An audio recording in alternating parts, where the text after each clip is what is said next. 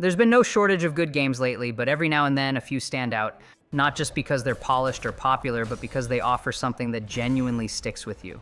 Whether it's a strong story, tight gameplay, or just a unique setting that pulls you in, these are the kinds of games that remind you why you enjoy playing in the first place. So in this video, we're looking at 20 recent releases that are absolutely worth your time. Some of them you've probably heard about, others might have flown under the radar, but each one has something that makes it feel special.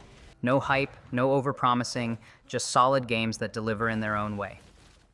Indiana Jones and the Great Circle feels like a proper return to that old-school, pulpy adventure vibe, but updated with modern pacing and mechanics. It's not trying to reinvent the wheel, but it delivers exactly what you'd expect from an Indiana Jones game.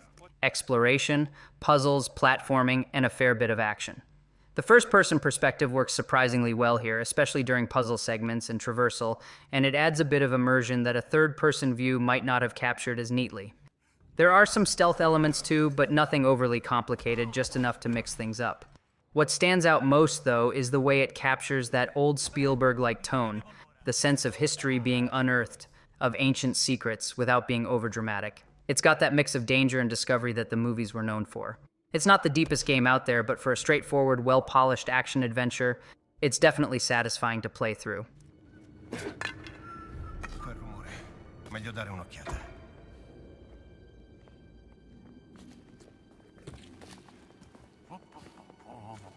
Ma che? C'è qualcosa di strano. No, se non... Grazie.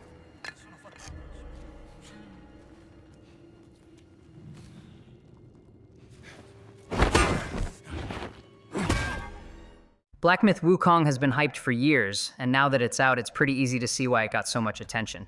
Visually, it's incredibly impressive, with dense atmospheric environments and some beautifully designed creatures that pull straight from Chinese mythology.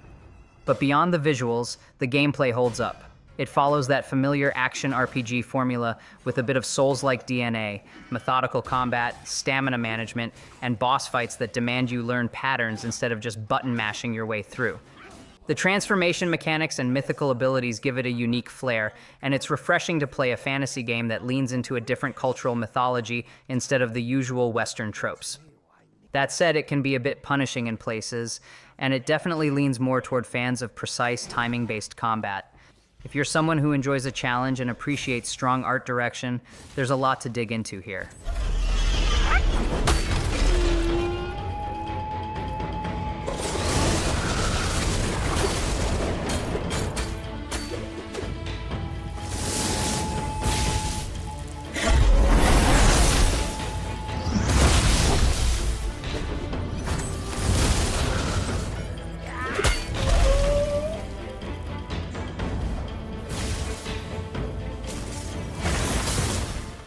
Kingdom Come: Deliverance II builds off what the first game did well: historical realism, grounded RPG mechanics, and detailed medieval settings, but with better performance and a more refined experience overall.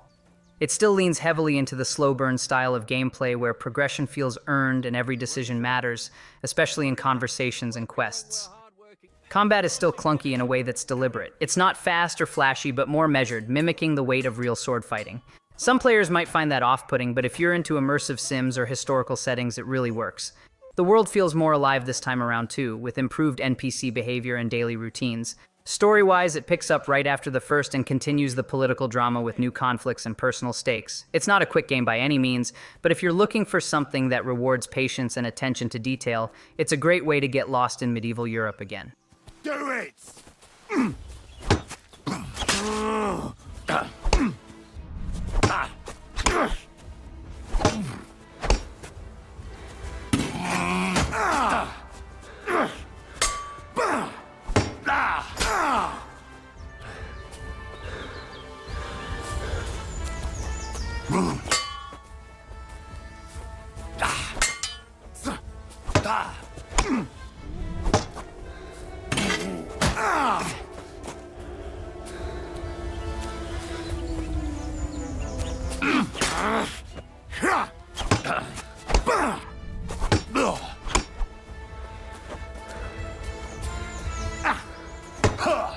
Enough! Leave me be! Clair Obscur Expedition 33 is one of those games that's hard to categorize neatly. It's a turn-based RPG, but it plays with mechanics in a way that feels new, like blending real-time aiming with traditional turn selection. The world is surreal and painterly, almost like you're stepping into a dreamscape or a piece of abstract art. The story revolves around a strange phenomenon that resets the world every time someone turns 33, and you're on a journey to break that cycle. It's narrative-driven, with characters that are more complex than they seem at first glance, and themes that dig into mortality, fate, and control. The pacing is more relaxed compared to action-heavy titles, which gives you time to soak in the environments and unravel the story slowly. It's definitely one of the more creative RPGs out recently, not just in how it looks, but also in how it plays. If you're into story-first games and don't mind something a little different, this one might stick with you longer than you'd expect. Beautiful moves.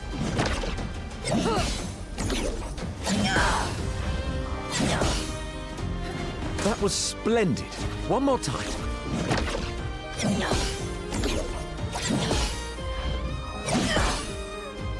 Sublime.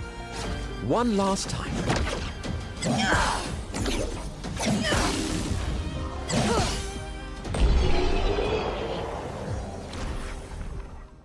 The first Berserker Kazan is brutal in all the right ways. It's a fast-paced action game set in a dark fantasy world that feels like it's always out to get you. The combat is aggressive with heavy combos, parries, and special abilities that rely on timing and positioning. What sets it apart is its narrative approach. It's not just mindless hacking and slashing. There's a deeper story about betrayal and redemption underneath all the chaos. The main character, Kazan, feels like a tragic anti-hero, and that gives the violence some emotional weight. Visually, the game is dark but detailed, with big, imposing enemies and a gloomy world that feels lived in. It's the kind of game where combat really is the main draw, but there's enough world building and storytelling going on to make you want to stick with it. It doesn't hold your hand, and it assumes you're ready for a challenge. If that sounds like your thing, this game delivers.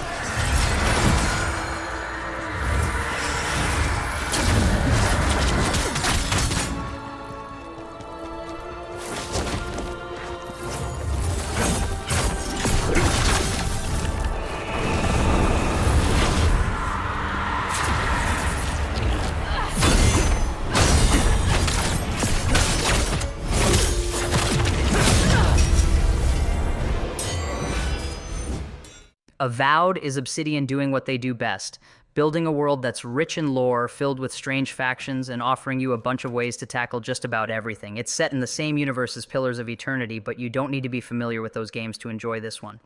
What stands out most is how flexible the combat is. You can go full mage, dual-wield melee weapons, or even blend ranged and magic attacks. The first-person view works nicely and makes the spells feel punchy, which is something not every RPG nails. It leans more toward narrative choices than pure exploration, so if you're someone who enjoys talking your way out of conflicts or shaping the story with dialogue, there's a lot to like here. It's not as massive as something like Skyrim, but it feels tighter and more focused. If you want an RPG where choices really matter and the world reacts in interesting ways, Avowed is a solid pick.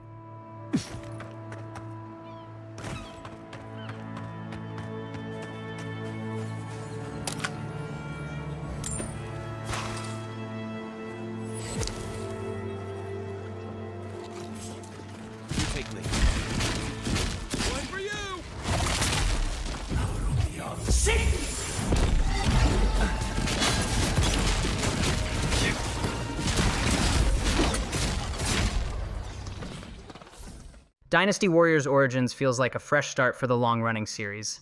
It doesn't completely reinvent the core gameplay, which is still very much about mowing down hundreds of enemies at once, but it refines the formula in smart ways. The visuals are sharper, the animations are smoother, and the battlefield scale feels more epic. You're not just a one-person army anymore, there's more emphasis on commanding units and coordinating attacks, which adds a bit more depth without slowing down the action. The historical setting is still loosely based on the Romance of the Three Kingdoms, so there's a familiar rhythm to the story if you've played earlier entries. It's still over the top, but it feels a bit more grounded than some of the recent titles. If you've ever enjoyed the satisfaction of clearing a screen full of enemies with a single swing but wanted a bit more strategic flavor to it, Origins is probably the most balanced entry in the series in a while. I'm still waiting for a real challenge!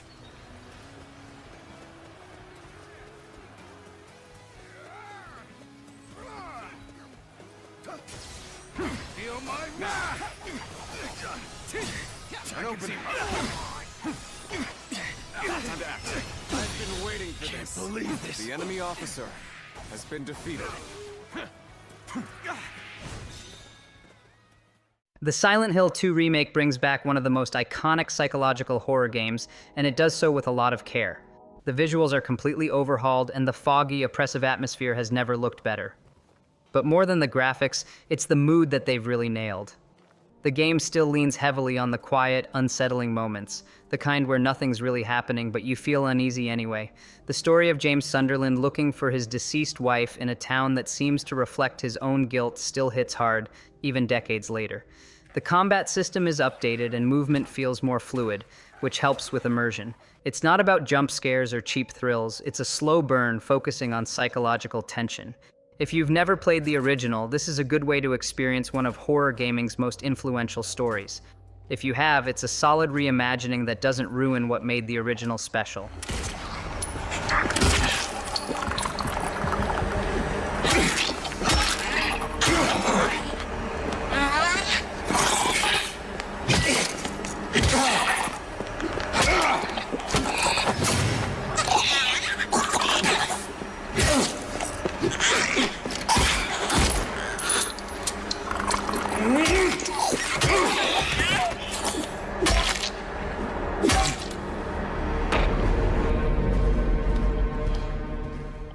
Final Fantasy VII Rebirth picks up where Remake left off, and while it's still telling a version of the original story, it's becoming clear that this reimagining is willing to go its own way. The structure this time is more open, letting you explore larger areas with side quests, mini-games, and character moments that flesh out the world. The combat still mixes real-time action with tactical pause elements, and it feels smoother than ever. What's cool is how much attention is paid to the party dynamics. You spend a lot of time getting to know each member, and the writing gives them more personality than the original ever did. The new content doesn't feel like filler either. It adds context to things that were only briefly mentioned before. If you're a longtime fan, there's a lot of nostalgia here, but it's not just about reliving old moments, it's about seeing them differently. And if you're new, it still works as an entry point with just a bit of catching up.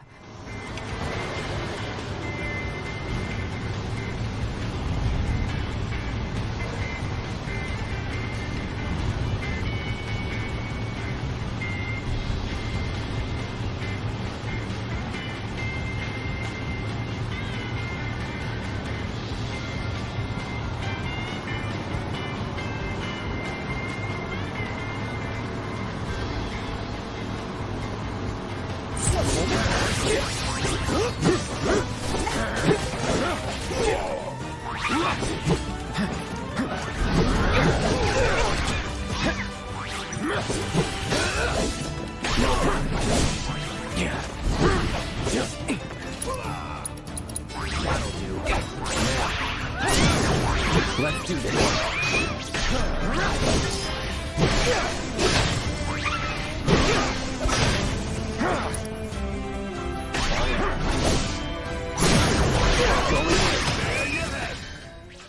Marvel's Spider-Man 2 doesn't stray far from the formula set by the previous two games, but that's not a bad thing. The swinging through New York still feels incredible, and now that you have both Peter and Miles to switch between, there's more variety in how you approach missions and combat.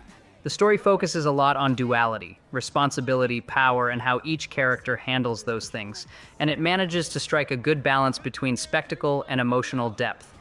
Venom plays a major role this time, and the symbiote powers change up Peter's combat style in a really satisfying way. There's also a greater sense of scale in the missions, with boss fights that are big, but still grounded enough to feel personal. Side quests are improved too, offering more than just collectibles. It's a polished, confident sequel that knows what works and just adds more of it. If you like the earlier games, this one's going to feel like a natural evolution. Get ready! hate to interrupt the business meeting, but... Wait! No, I don't!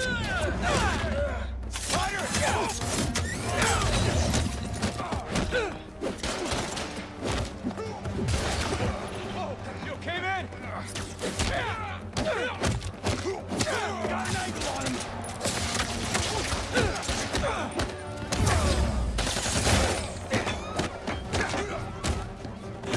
In my sights!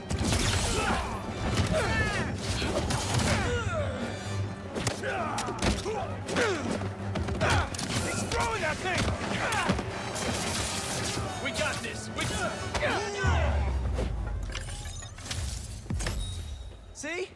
That's the thing about business deals. Stalker 2 is one of those games that really leans into atmosphere. The world is bleak, decaying, and unpredictable in all the right ways. Set in the Chernobyl exclusion zone, it blends survival mechanics with immersive first-person shooting and some very eerie sci-fi elements. What's most impressive is how the environment feels like a character in itself. You're constantly watching the weather, scanning for anomalies, or checking your gear for radiation. The tension isn't just from enemies, but from the world being hostile to your presence. There's also a heavy narrative thread woven through it, though it doesn't always hold your hand or spell everything out. That's part of the charm, discovering the story through exploration and subtle clues. If you like games that give you space to breathe but still keep you on edge, Stalker 2 doesn't disappoint. It rewards patience and curiosity more than brute force.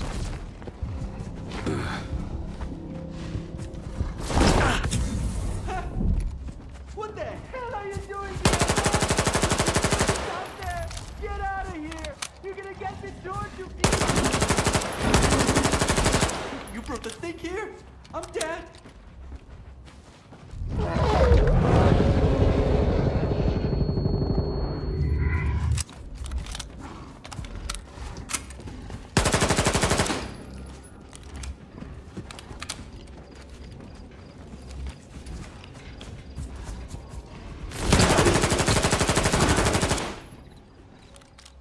Assassin's Creed Shadows takes the series into feudal Japan, something fans have been asking for a long time. What's interesting is the dual protagonist setup. You can play as a shinobi named Naoe or a samurai named Yasuke. Each has their own approach to missions, stealth versus brute strength, and the story weaves their perspectives together pretty smoothly. The open world itself is lush and varied, with changing seasons and weather that affect gameplay. It's more RPG heavy than the older AC titles, with skill trees, gear upgrades, and a bigger focus on character development. The stealth is tighter than in recent entries, leaning more into classic Assassin's Creed mechanics, while the samurai combat feels deliberate and weighty. It's not trying to be Ghost of Tsushima, and that works in its favor. It feels like Ubisoft finally found a good balance between old-school AC and their newer RPG direction. Movement. I am not afraid.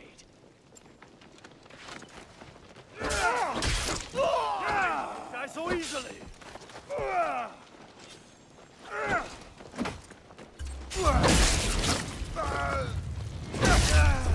This is the end.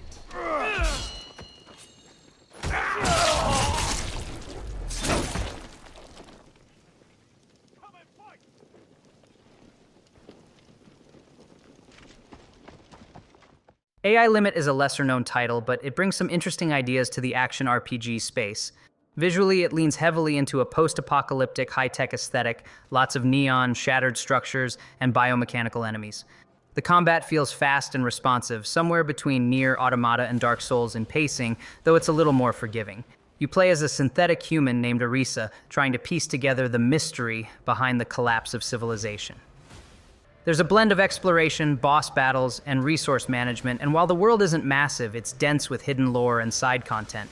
The narrative doesn't spoon-feed you, which can be refreshing if you like figuring things out on your own. It's not a game that's trying to reinvent anything, but it has a unique vibe and atmosphere that makes it stand out. Definitely worth checking out if you're into moody sci-fi with tight combat systems.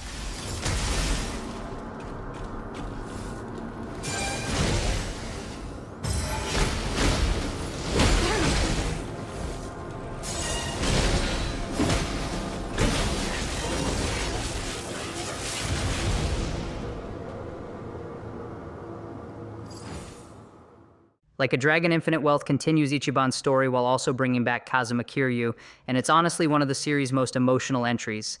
The game shifts between the familiar Yakuza formula and more traditional turn-based RPG mechanics, but it does so with confidence. The combat is still wild and over the top, but this time it feels a bit more strategic thanks to new positioning mechanics and enemy behavior. The side quests remain as weird and charming as ever, and the mini-games are practically full games on their own. What makes Infinite Wealth work so well, though, is its balance between goofy humor and real, grounded storytelling. It dives into topics like mortality, friendship, and redemption without losing the quirky heart the series is known for. The new Hawaiian setting adds a nice visual change too, and the game's pretty generous with how much content it gives you without feeling bloated.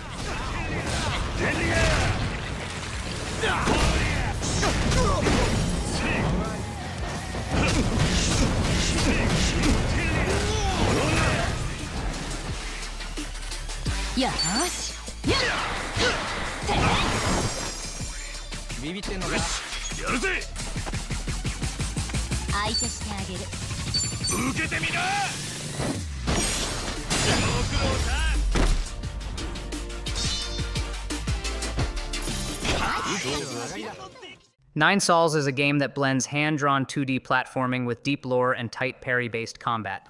Think of something like Hollow Knight or Sekiro, but in a setting inspired by Taoist mythology and futuristic sci-fi. You play as a forgotten hero awakened in a post-apocalyptic world, trying to uncover the truth behind a broken society ruled by the so-called souls. The world is layered and interconnected, encouraging exploration and backtracking, but what really stands out is the combat. It's all about reading your enemies, learning their patterns, and reacting with precision. It can be challenging, but not unfair. The game also builds a strong emotional core over time, especially as you uncover more about the world and your place in it. The art style gives it a distinct identity, and the story, while mysterious at first, becomes more impactful the deeper you go. It's not a huge game, but it's carefully designed and rewarding if you stick with it.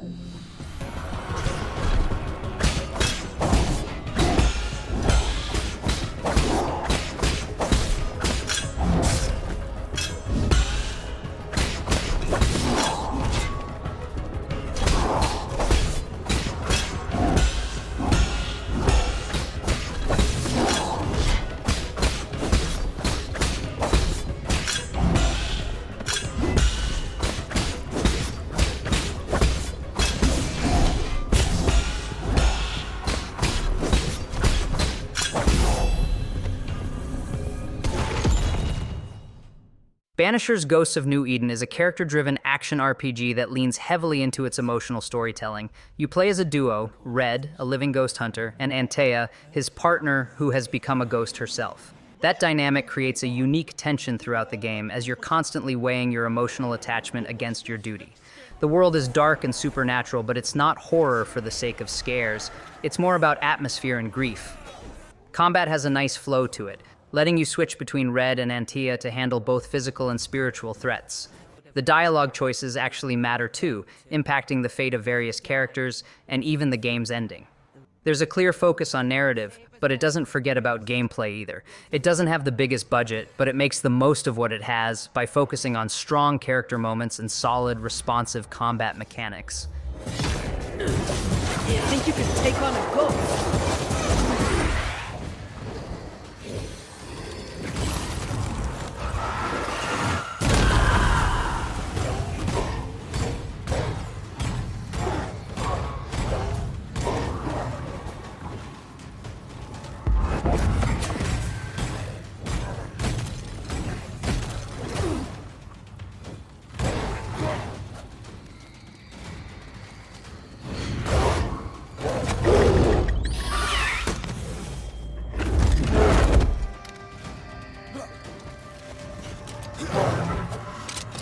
It's coming for you.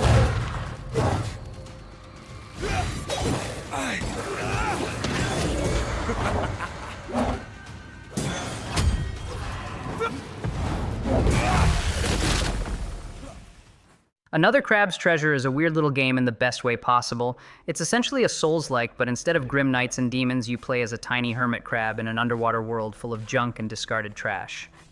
The contrast between its colorful, almost cartoonish aesthetic and its challenging combat is kind of brilliant. You'll swap shells, find makeshift weapons, and deal with enemies that are both funny and surprisingly tough. It never takes itself too seriously, but that doesn't mean the mechanics are sloppy. There's real depth to how you approach fights, explore the map, and build your crab.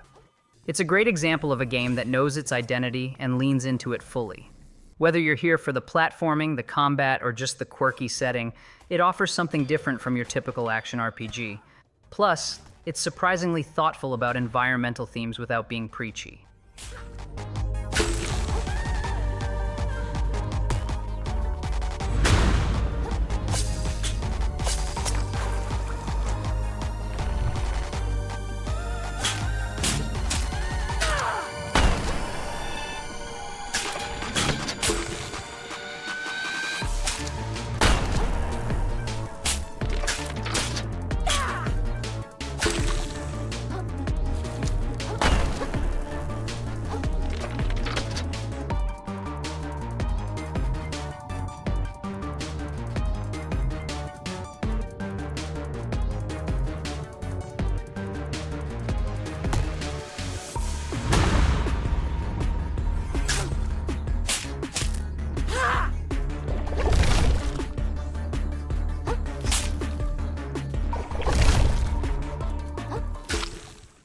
Pacific Drive is a unique blend of survival, driving sim, and sci-fi exploration. You're stuck in a mysterious zone filled with weird anomalies, and your only lifeline is your heavily modifiable station wagon. The game revolves around venturing into increasingly dangerous areas to scavenge for resources and parts, then making it back to your garage alive. What's compelling here isn't fast-paced action, but the quiet tension of every journey. You're constantly managing your car's condition, dodging strange hazards, and trying to figure out what's actually going on in the world around you. It's got a kind of low-key horror vibe, but not in a jump scare way, more in the sense that the world feels off and hostile. The car feels like a character itself, especially as you upgrade it and keep it running against all odds.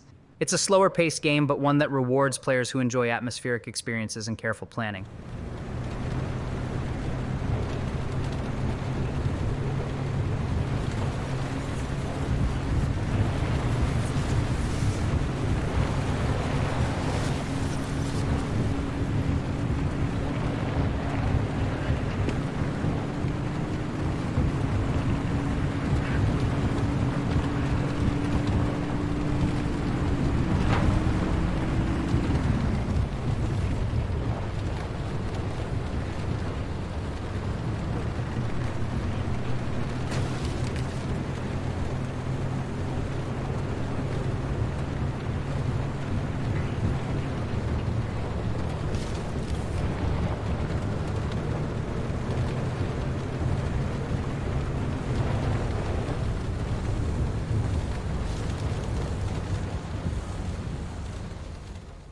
Stellar Blade combines slick action combat with a post-apocalyptic sci-fi setting and stylish visual design.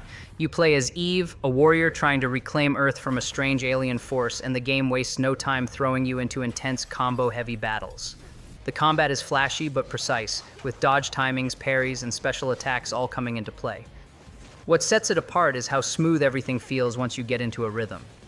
Outside of combat, there's a surprising amount of world building. The environments are varied, from ruined cities to strange alien biomes, and there are pockets of narrative tucked throughout. Some players might come for the action, but the story and characters grow on you the longer you play. It's got a polished look and feel, almost like a mix between Nier, Automata, and Bayonetta, though with a more grounded tone. It's not just about looking good, it plays well too, and that's what matters.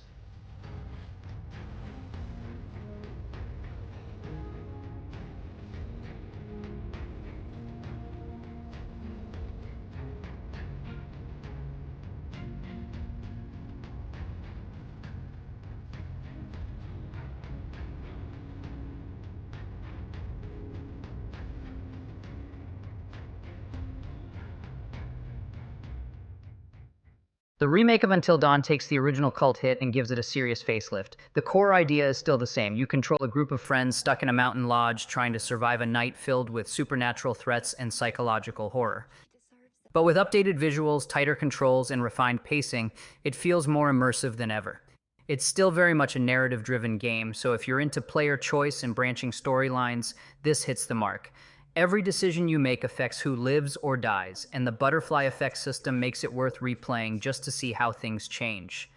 The performances hold up well, especially now with enhanced motion capture and voice work. If you missed it the first time, or just want to experience it with modern visuals and smoother mechanics, the remake is definitely worth diving into. It's not overly long, but it does a lot with its tight runtime and atmospheric setting. Anna? Beth?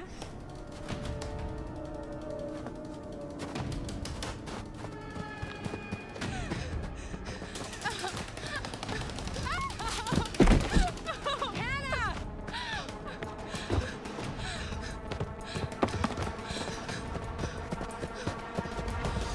Jesus Christ.